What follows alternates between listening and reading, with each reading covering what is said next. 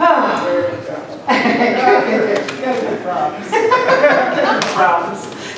If you're new here, love, it does rain. That's what we do here. And today I'm talking about science, which love is included in. So this whole month has been Science of Mind and something different each week. So week 1 I did Science of Mind and Taoism, which is my second favorite philosophy. The second week Reverend Tracy did Science of Mind and Christianity. Last week I did Science of Mind and Buddhism. Today is Science of Mind and Science. Next week is Science of Mind and Personal Stories from the congregation. Next week is the 5th week. And so the thing about the 5th week all year is your turn. So it's going to be different people sharing their understanding or their personal experience of some aspect of how this philosophy has changed their life.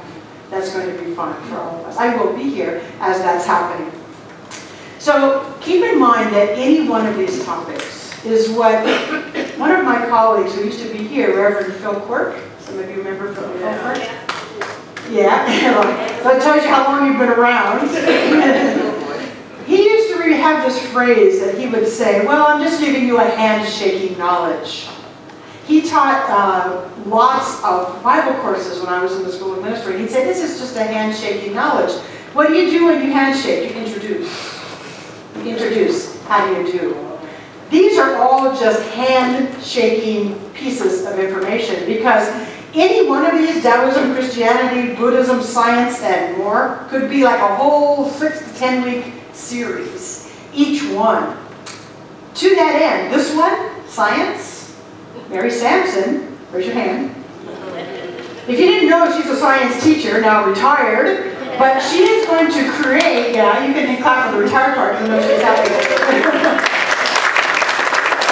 She is going to create for us a 4-week series on Science of Mind and Science. So she's going to take it broader, okay? So today is just a handshaking knowledge, because when I sat down to do this, my head was swimming. I love, love, love this aspect.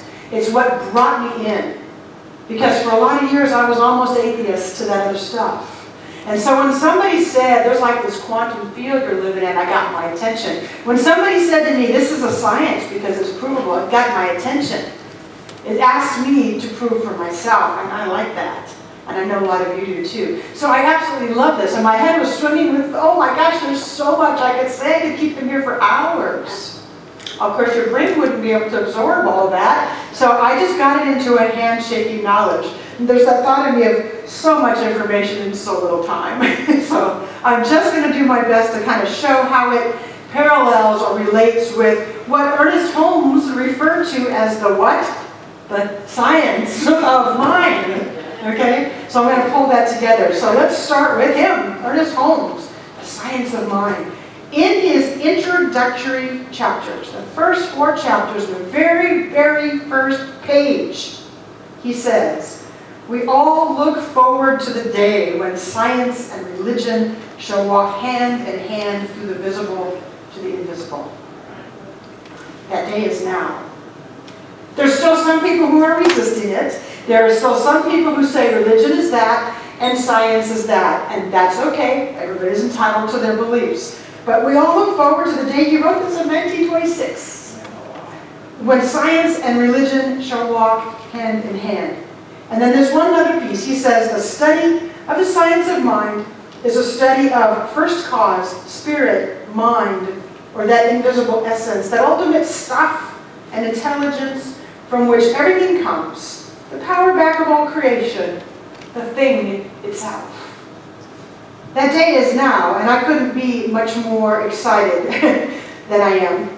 But he used a whole lot of words to describe this thing itself, a whole lot of words, including ones that resonate with me, universal energy. Universal energy makes much more sense to me because even in my days of borderline atheism, I would sit there and I'd say, well, there's got to be some energy. There's got to be something. It's not random. There's got to be some creative force. And so when I heard universal energy, I was like, yeah, baby, I'm all over this philosophy. And that was kind of my inroads. This is how I see this universal energy, and some of you have seen me do this before. But I imagine that right here where I'm at, there's this energy that I can actually see it. And the reason I can see it is because I give it a color. You might guess what color that is. Yeah. If anybody's new to here? Purple. So I actually can imagine like a mist or waves, if you will, kind of like the mirage of water on a desert, that kind of wavy look, but it's kind of purple, and so I feel it. It's like right around me, it's right here. And if that vision helps you, then use it. There's no place to go look for that universal energy. It's right here. It's right here, it's right here, it's right here. But it helps me to kind of see that. Can you see it? For those of you who can see that, take that on. So we're not looking for this universal energy, we're walking in it. It's walking in us. We have orifices, it's moving through. We have heartbeat, it's moving, it's all around. That's how I see that. So when I walk, I imagine I'm walking through. Can you see? Yeah. Okay, now I might be being a little bit dramatic, but I made that point. That for me is what it is. It's like an energy, it's like a mist that I see.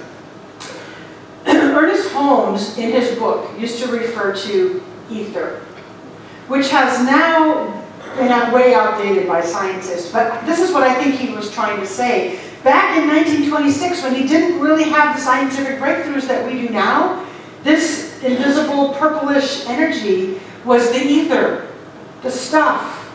It's what scientists are now calling the quantum field, or even just the field. It's what I lit the candle for. It's the cosmic soup. Okay, so if it helps you to think of that, like you're in a great big bowl of tomato soup, you're in a big bowl of soup, it's a cosmic soup. It's the quantum field that we're interacting with. I love this because the old image of God in the sky never worked for me. The quantum soup, the quantum field, the cosmic soup, the purple waves, all this makes sense to me. And I'm trusting that on some level it does to you. Lamont, can you pop up my next slide, please? Because I want to show some words here. Okay, so ether is what Ernest Holmes calls it, or called it back in the day. The quantum field is what it's now being called. It's also the spiritual realm. It's also what Ernest Holmes used the word mind. So when he said the science of mind, he wasn't saying the mind. He was saying the science of mind. The science of this stuff, this intelligent stuff. Cosmic soup I've already used. All these are interchangeable concepts. So grab one that works for you. Just know that ether is very outdated, but when you come across it in the science of mind, we're now talking about the quantum field. When you hear Ernest say ether, if he was alive today, he'd be calling it the quantum field or the cosmic soup. Okay, so grab whichever word works for you, and we can go away from that one. I love cosmic soup, and that's just a great visual for me. I would like to introduce to you, if you don't know, a man named Bruce Lipton. I wish I could say I'm introducing you like, come on out! Oh. I wish. Probably a little over our budget, I don't know. If you haven't heard of Bruce Lipton, he's a cutting-edge scientist. He calls himself a developmental biologist. He's written many, many books. He does lots of seminars. He does, you can go on YouTube and listen to him.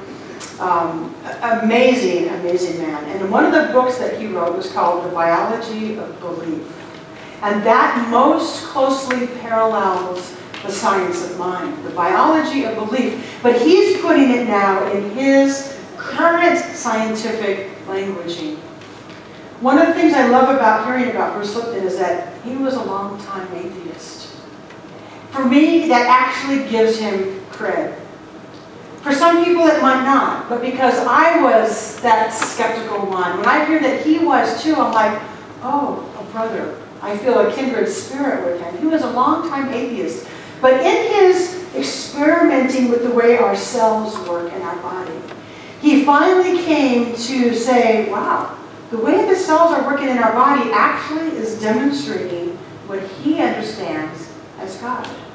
And so that was his shift as well. That was his inroad into this whole spiritual realm, which for him, the science and the spirit walk hand in hand. He's already living that day right now. I want to read a few passages. I want to just read them the way he wrote them, because I am not a scientist. Even though I love this stuff, I can't quite spit it out without reading the words the way he does. So this sort of introduces the quantum field, the quantum mechanics. Let me just read these to you. He says,